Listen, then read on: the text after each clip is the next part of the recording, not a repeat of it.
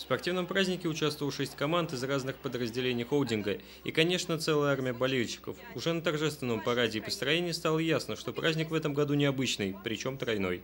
У нас сегодня три праздника. Первый – это 8 марта, Международный женский день. Второй – это непосредственно зимняя спартакиада. И третий – это то, что она является юбилейной. Поэтому всех женщин, находящихся здесь, присутствующих здесь, поздравляю с 8 марта. Всех участников поздравляю с юбилеем.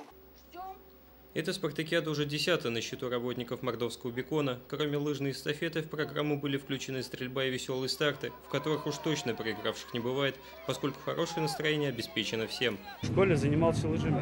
Я имею даже 3-й взрослый разряд по лыжам.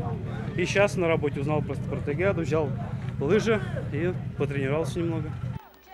Сразу после лыжной гонки преследования, где равных для команды «Агроцепь» просто не оказалось, начался мини-футбол. Легкий морозец столько подогревал страсти, которые развернулись на поле.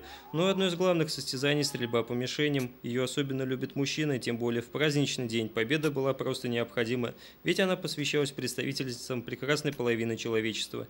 Тем временем события разворачивались уже на всех спортивных площадках и не только.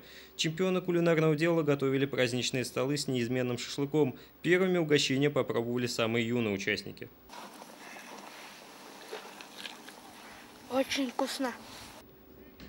В завершение подведения итогов первое место заняла команда растениеводов «Агроцепь», на втором – команда «Высокий стандарт» Атяшевского мясокомбината. Замкнула тройку победителей команда «Купцы», работники торгового дома «Талина». Но общее мнение таково, то, что выиграли в этот день абсолютно все, кто пришел на этот спортивный праздник. Кемран Кичемайкин, Максим Кияйкин, Вести Мордовия.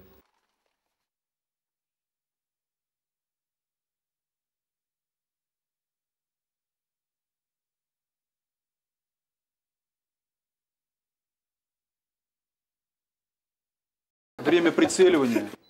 Похвалились полицейские системой видеонаблюдения.